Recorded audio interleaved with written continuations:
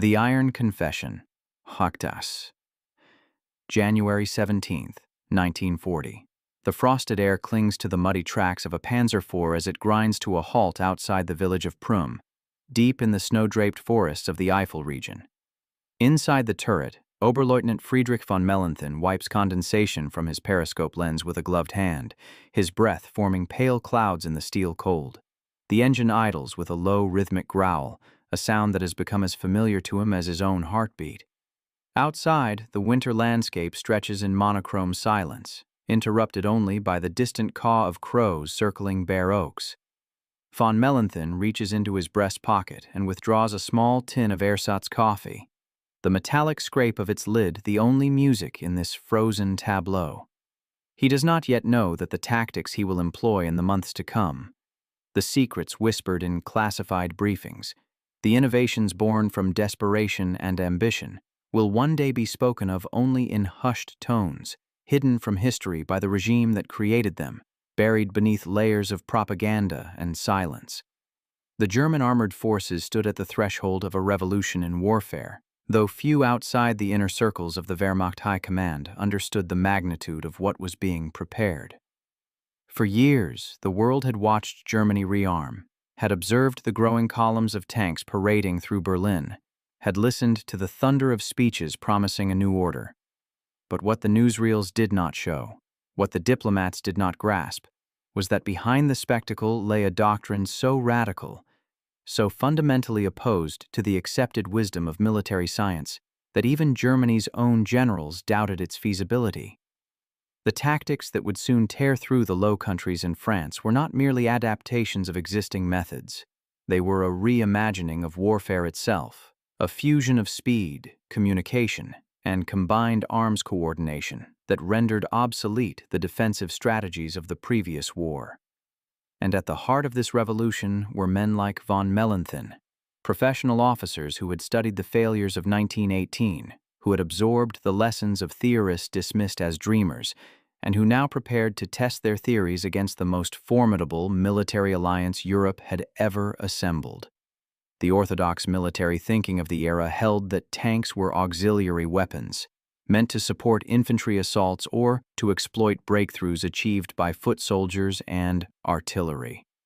The Great War had ingrained this doctrine into the collective consciousness of European militaries. Tanks were slow, mechanically unreliable, and vulnerable to determined defense. They were tools, not the tip of the spear. But in Germany, in the clandestine training grounds and the classified planning rooms, a different vision had taken root. Heinz Guderian, Erwin Rommel, and a cadre of younger officers had looked beyond the trenches and seen something else, the possibility of shock and paralysis, of striking not at the enemy's strength but at his nervous system. They envisioned armored formations driving deep into enemy territory, bypassing strong points, severing communications, creating chaos in the rear areas before the frontline defenders could even orient themselves to the threat. It was warfare as surgery, not attrition, and it required tactics that most of the world considered impossible. Von Mellenthin and his fellow tank officers expected glory.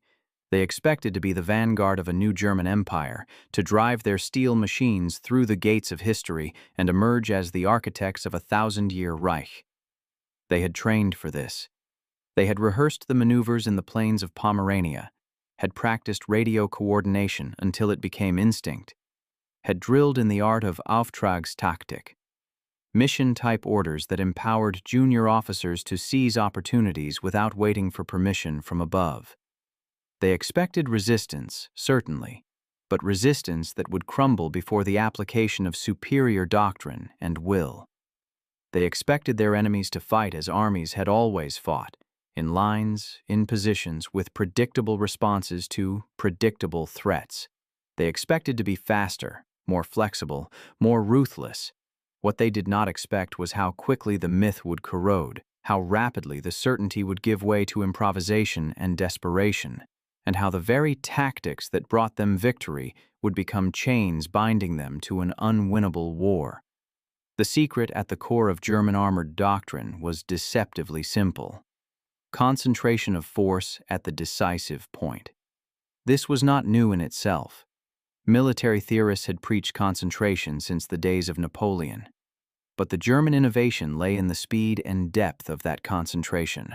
Rather than spreading armored units along a broad front to support infantry corps, the Panzer divisions would be massed into tight, powerful formations, Schwerpunkte, and hurled at a single weak point in the enemy line. Once through, they would not pause to consolidate or to wait for the infantry to catch up.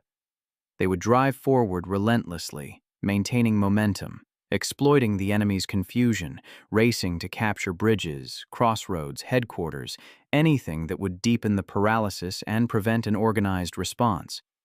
It was a doctrine that demanded audacity, that accepted risk, and that relied absolutely on the initiative of commanders at every level. But it also demanded something else, something that would prove far more difficult to sustain: perfect coordination between tanks, infantry, artillery, engineers, and above all, aircraft. The Panzer Division was not merely a collection of tanks, it was a combined arms organism, carefully balanced to provide mutual support and to overcome the inherent vulnerabilities of each component. The tanks provided shock and mobility, but they were blind, in close terrain and vulnerable to anti-tank guns. The motorized infantry, Panzer Grenadiers riding in trucks or later half-racks, could clear villages, hold captured ground, and protect the tanks from infantry assaults. The artillery, increasingly self-propelled to keep pace with the advance, provided suppressive fire and could break up enemy counterattacks before they reached the panzers. The engineers bridged rivers, cleared obstacles, and breached fortifications. And overhead, the Stukas, Junkers 87 dive bombers, served as flying artillery, striking targets that threatened the advance and spreading terror among defenders. This integration was rehearsed endlessly, refined through exercises that mimicked the chaos of battle, and communicated through a network of radio sets that gave German armored formations a responsiveness unmatched by any other army in 1940. But there was another element to the tactics, one that was not taught in the military academies, one that officers like von Mellenthin learned only through experience and necessity. Deception. The German armor strikes succeeded not only because they were fast and concentrated, but because they struck where the enemy did not expect them. The invasion of France in May 1940 hinged on a calculated gamble to drive the main armored thrust through the Ardennes forest, terrain that Allied planners had dismissed as impassable for large mechanized forces. The Allies expected the attack to come through Belgium, further north, echoing the Schlieffen Plan of 1914. They positioned their best divisions, including the British Expeditionary Force, to meet that threat. And while they waited, the panzers ground through narrow forest roads, emerged at Sedan, and crossed the Meuse River before the French could react. It was a feat of operational surprise, but it was also a feat of concealment and misdirection. The German High Command had hidden the movement of 7 panzer divisions, masked their assembly areas, and fed the Allies a steady diet of misleading intelligence.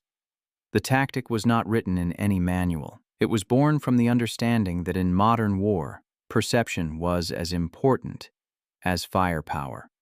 Von Mellenthin recalled, years later in his memoirs, the eerie quiet before the offensive began. The tanks were camouflaged beneath netting and branches, their engines silent. The men spoke in whispers, smoked their cigarettes cupped in their palms to hide the glow. The forest around them was dark, dense, claustrophobic. It seemed impossible that 3 entire panzer corps could be concealed here, yet they were. And when the order came, when the engines roared to life and the columns began to move, the sensation was not one of triumph, but of release. A coiled spring suddenly unleashed. The world had not yet grasped what was about to happen. The tin of ersatz coffee, tucked back into von Mellenthin's pocket, rattled with each lurch of the tank. A small, ordinary reminder of the hunger and scarcity that Germany already felt, even in the flush of early victories. The campaign in the West unfolded with a speed that stunned both sides. Within days, the panzer divisions had torn through the French defenses, crossed the Meuse, and begun their race to the Channel coast. The tactics worked. The concentration at Sedan achieved breakthrough. The relentless advance created chaos in the Allied rear. French generals, accustomed to the methodical tempo of World War I, found themselves paralyzed, their communications severed, their reinforcements moving too slowly to counter the German thrusts. The British and French armies in Belgium were cut off, encircled, and forced to evacuate from Dunkirk. It was a triumph of doctrine over material. The French had more tanks than the Germans, and many of them were better armed and armored. But French tanks were dispersed in small packets to support infantry. Their radios were inadequate, and their doctrine was defensive. The Germans did not win because they had better machines. They won because they had better ideas about how to use them. Yet even in victory, the limits were becoming apparent. The Panzer divisions outran their supply lines. Fuel trucks struggled to keep up over roads clogged with refugees and bombed-out bridges. Tanks broke down. Mechanical failures plagued the Panzer I and II models, which were never intended for sustained operations. The infantry divisions, marching on foot, lagged days behind the armor, leaving the panzers exposed to counterattack. At Arras, a British armored assault nearly cut through the overstretched German flank, and only desperate defensive measures, anti-aircraft guns used in a direct fire role, stopped the penetration. The famous halt order at Dunkirk, which allowed the British Expeditionary Force to escape, was partly a reflection of these strains. The tanks needed rest, needed maintenance, needed fuel. The tactic of relentless advance had brought them to the brink of collapse, even as it brought them to the edge of total victory. The officer corps began to learn the hidden cost of their doctrine. Speed created vulnerability. Deep penetration created long, narrow corridors, what would later be called Panzer corridors, that could be attacked from the flanks. The same initiative that empowered junior commanders to exploit opportunities also led to confusion and lack of coordination when the situation became fluid. And the reliance on radio communication, while revolutionary, was not infallible. Radios failed, frequencies were jammed, and in the heat of battle, the clear orders of the training ground dissolved into static and shouting. Officers like von Mellenthin adapted, learned to read the battle by instinct, learned to make decisions with incomplete information. But the doctrine that had been presented as scientific, as almost mechanistic in its precision, was revealed to be something far more fragile, an art practiced by skilled improvisers, dependent on fortune and the fog of war. The tin of ersatz coffee became a talisman of sorts for von Mellenthin. He drank it before each operation, a ritual to calm his nerves and focus his mind. It was a poor substitute for the real thing. Bitter, grainy, tasting of burnt barley and chicory, but it was familiar. And in the chaos of armored warfare, familiarity was a kind of anchor. He noticed, too, that the quality of the ersatz coffee declined as the war progressed. By 1941, it was almost undrinkable. By 1943, it was a cruel joke, a reminder of the widening gap between the propaganda of plenty and the reality of shortage. The same Germany that had astonished the world with its industrial might could not provide its soldiers with decent coffee. It was a small thing, but it gnawed at morale. And it was emblematic of a larger truth that the regime worked desperately to hide. The tactics that had brought swift victories in Poland and France were unsustainable in a long war of attrition. Operation Barbarossa, the invasion of the Soviet Union in June 1941, was the ultimate test of German armored doctrine. It was also the beginning of its unraveling. The distances were incomprehensible. The roads were primitive, turning to mud in the rain and dust in the heat. The Soviet forces, though initially surprised and catastrophically defeated in a series of encirclements, did not collapse. They retreated, reformed, and continued to fight. And the farther the panzers drove into the vastness of Russia, the more attenuated their supply lines became, the more exhausted their crews grew, the more their machines wore out. The tactics were the same: Schwerpunkt, breakthrough, encirclement. But the operational environment was fundamentally different. In France, a drive of 200 kilometers could sever an enemy army. In Russia, a drive of 200 kilometers barely dented the Soviet depth. The Wehrmacht advanced over 1,000 kilometers in the first months, captured millions of prisoners, destroyed thousands of tanks. And yet the Red Army did not surrender. Von Mellenthin, transferred to the Eastern Front, found himself executing the same maneuvers he had practiced in 1940. But the results were different. The breakthroughs were still achieved. Soviet defenses in 1941 were poorly coordinated, but the exploitation was blunted by distance, by logistics, by the sheer resilience of the enemy. He watched as his battalion's tanks, veterans of France, broke down one by one. He watched as replacements arrived, new crews, untrained, frightened. He watched as the fluid, aggressive doctrine of Auftragstaktik gave way to rigid, desperate orders from higher command. The initiative that had been the strength of the Panzer arm was being strangled by the demands of a front that stretched from the Baltic to the Black Sea. The regime did not want these truths spoken. The propaganda machine churned out images of invincible panzers rolling across, endless steps of German soldiers as supermen conquering the Slavic hordes. But the officers knew. They knew that the tactics had been designed for short, decisive campaigns, not for a multi-year struggle across a continent. They knew that the vaunted combined arms coordination was breaking down as losses mounted and as the Luftwaffe was bled white in the skies over Russia. They knew that the same radio networks that had given them such an advantage were now being exploited by Soviet intelligence, that their communications were compromised, that their movements were anticipated. And they knew, though few dared to say it aloud, that the ideological underpinnings of the war, the racial theories, the contempt for the enemy, the certainty of superiority, were liabilities, blinding the leadership to the realities of the situation. The winter of 1941 was the breaking point. The German advance stalled before Moscow, and the Red Army launched a massive counteroffensive.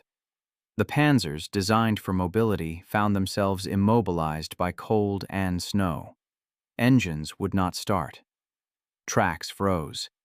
The same machines that had been instruments of blitzkrieg became static pillboxes, their crews huddled inside for warmth. Von Mellenthin's division was nearly encircled, and only a fighting retreat saved it from destruction. The tactics that had seemed so brilliant in the summer, bypass strongpoints, drive deep, encircle, were useless in the winter. The strongpoints had to be reduced. The encirclements could not be maintained.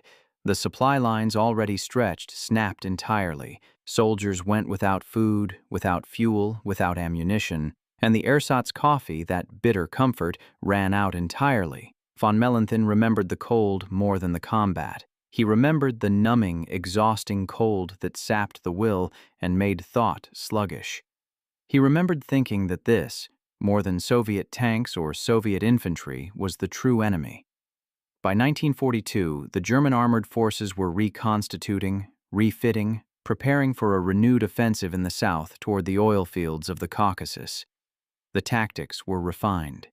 New tanks, the Panzer IV with a longer gun, the first Tigers, were entering service. But the fundamental problem remained. Germany was fighting a war of attrition that its economy and its doctrine were not designed to sustain. The tactical brilliance at the operational level could not compensate for strategic overreach, and slowly the officers began to understand that the tactics Hitler had approved, the tactics that had brought such stunning victories, were also the tactics that had locked Germany into an unwinnable conflict. The concentration of armor at the Schwerpunkt meant that other sectors were weakly held. The relentless offensive doctrine meant that defensive preparations were neglected, and the emphasis on speed and shock meant that when those advantages were lost, when the enemy adapted, when the distances grew too great, when the fuel ran low, the German army had no doctrine to fall back on. At Stalingrad, the nightmare became reality. The Sixth Army, including substantial armored elements, was encircled and destroyed. The relief attempt, led by panzer divisions, failed. The Soviet forces had learned. They had learned to concentrate their own armor, to coordinate with artillery and air support, to strike at the flanks of German salients. They had learned, in short, the very tactics that had once been Germany's secret advantage. and they applied them with a scale and ruthlessness that the Wehrmacht could not match. Von Mellenthin, now on the staff of a Panzer Corps, watched the reports come in from Stalingrad with a growing sense of dread. The tactics had been turned against them. The encirclement, the isolation, the destruction of an entire army, it was the German playbook executed by the enemy. The regime continued to hide the truth. The propaganda spoke of heroic sacrifice, of strategic withdrawals, of new wonder weapons that would turn the tide. But among the officers, disillusionment spread. Von Mellenthin and his peers began to speak in private of the mistakes that had been made. They critiqued the decision to invade Russia without securing the flanks, without adequate logistics, without a clear strategic objective. They critiqued the ideology that dismissed the enemy as subhuman, that led to atrocities which turned populations against the occupiers and fed the partisan war. They critiqued the leadership, though always carefully, always obliquely aware that such talk could lead to arrest and execution. The tactics themselves were not at fault, they believed. The tactics were sound, but tactics could not compensate for strategic folly. In the West, a new threat emerged. The Allies invaded North Africa, and German armored forces, led by Rommel, were dispatched to contest the theater. Here, the tactics worked again, for a time. The open desert was ideal terrain for mobile warfare, and the Africa Corps achieved stunning local victories. But again, logistics doomed the effort. Supplies had to cross the Mediterranean, and Allied air and naval power interdicted the convoys. Fuel was chronically short. Ammunition was rationed. And when the British finally massed sufficient force at El Alamein, backed by overwhelming material superiority, the German armor could not hold. Rommel retreated, and the retreat became a rout. Von Mellenthin, assigned to Rommel's staff, witnessed the end of the North African campaign. He saw the burned-out hulks of panzers, victims not of enemy tanks but of fuel starvation, abandoned by crews who had no choice but to walk westward in hope of rescue. The tin of ersatz coffee, long since empty, remained in his pocket, a weightless relic of a confidence that had evaporated like morning dew. The invasion of Sicily and then Italy exposed further cracks. The terrain was mountainous, unsuited for armor. The Allies controlled the air, and panzer movements by day were suicidal. The tactics adapted. Tanks were used in small packets to support defensive positions, to counterattack Allied breakthroughs, to hold river lines. But this was not the war the Panzer Force had been designed to fight. It was attrition, static, grinding. The officers who had once led daring spearheads now commanded improvised battle groups, cobbled together from the remnants of shattered divisions. And the regime's response was not to acknowledge the changed circumstances, not to develop new doctrines suited to defense, but to demand more offensives, more attacks, more sacrifices in the name of ideological purity. By 1943, the Eastern Front was a cauldron. The Soviets launched operation after operation, and the Wehrmacht responded with desperate counterattacks. At Kursk, in the summer of 1943, Hitler ordered a massive armored offensive, the largest tank battle in history. Von Mellenthin, now a lieutenant colonel, was part of the planning staff. He and his colleagues warned that the operation was ill-conceived, that the Soviets had prepared deep defenses, that the element of surprise was lost. They were overruled. The attack went forward, and the panzers drove into a killing ground of minefields, anti-tank ditches, and dug-in artillery. The new heavy tanks, Tigers and Panthers, proved formidable in combat but mechanically fragile, breaking down in appalling numbers. The offensive ground to a halt, and the initiative passed permanently to the Red Army. The tactic of the offensive Schwerpunkt, which had won Poland and France, had been tried once more and had failed catastrophically. The regime hid the defeat. Official accounts spoke of limited objectives achieved, of enemy losses inflicted, but the officers knew. After Kursk, the Wehrmacht in the east was on the defensive, and the panzer divisions were committed piecemeal to plug gaps, to shore up collapsing sectors, to conduct futile counterattacks against overwhelming Soviet superiority. The doctrine of mobile warfare, of fluid operations and bold maneuver was abandoned in practice, if not in rhetoric. The tanks became fire brigades, rushed from crisis to crisis, worn out not in dramatic breakthroughs but in thankless holding actions. In the West, the situation was even more dire. The Allies landed in Normandy in June 1944, and the German response was hamstrung by Hitler's refusal to commit the Panzer reserves until too late, by Allied air supremacy that made daylight movement suicidal, and by a defensive doctrine that was never properly developed. Von Mellenthin, transferred back to the Western Front, found himself commanding a battle group in the hedgerows of Normandy. The tactics he had learned in 1940 were useless here. The Bocage terrain channeled movement, negated speed, turned every field into a strong point. The Allies had air superiority, and German columns were bombed to scrap before they could reach the front. And when the Panzers did engage, they found themselves outnumbered, outgunned, and without fuel. The vaunted German tactical prowess could not overcome material inferiority and strategic paralysis. The Ardennes offensive in December 1944, the Battle of the Bulge, was a final, desperate attempt to apply the old doctrine. Hitler ordered a surprise armored thrust through the Ardennes, echoing the success of 1940, aiming to split the Allied armies and capture Antwerp. The initial surprise was achieved. The Panzer divisions broke through the American lines and drove westward. But the weather cleared, Allied air power returned, and the fuel supplies, critical to the entire operation, never materialized. The offensive stalled, and the Panzer divisions, exhausted and out of fuel, were destroyed. Von Mellenthin, who had opposed the operation as fantastical, watched as the remnants of elite divisions limped back to German lines. The tactics were still being applied. Concentration, surprise, deep penetration, but the conditions for their success no longer existed. In the closing months of the war, the Panzer force was a ghost of itself. Boys and old men crewed the remaining tanks. Fuel was so scarce that units could not train. Spare parts were unavailable, and the tactical doctrine, once the pride of the Wehrmacht, had been reduced to a memory. Officers like von Mellenthin found themselves commanding Kampfgruppen, ad hoc battle groups of whatever troops and equipment could be scraped together, in a war that was already lost. The regime, even in its death throes, refused to acknowledge reality. The propaganda spoke of miracle weapons, of a turning tide, of ultimate victory. But the officers knew the truth. The tactics that Hitler had hidden, that had once seemed so revolutionary, had not been hidden because they were too powerful. They had been hidden because they revealed the fragility of the German military machine, because they required resources and conditions that Germany could not sustain, because they were the product of a regime that valued audacity over sustainability, ideology over pragmatism. Von Mellenthin surrendered to American forces in May 1945.